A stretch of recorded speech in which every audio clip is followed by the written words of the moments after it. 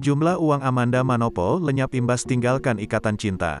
Artis Amanda Manopo telah resmi meninggalkan Arya Saloka dan kawan-kawan di sinetron Ikatan Cinta.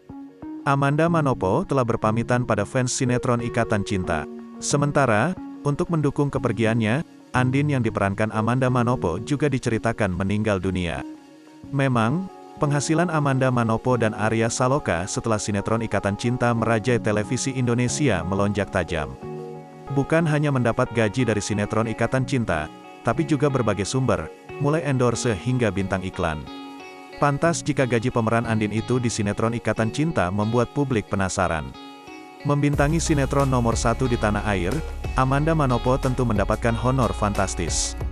Tak dapat dipungkiri, karir mantan kekasih Billy Syahputra ini kian meroket usai bermain di Ikatan Cinta. Tak heran jika Amanda Manopo mampu membeli barang-barang mewah dari hasil kerja kerasnya. Selain itu, Amanda Manopo juga sudah mampu membangun rumah masa depannya sendiri.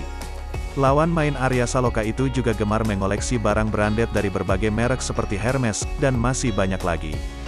Di usia yang masih sangat muda, Amanda Manopo sukses menjadi salah satu aktris paling laris di tanah air. Sumber uang Amanda Manopo: sinetron, bisnis produk kecantikan, modeling, endorsement, bisnis fashion dan menyanyi.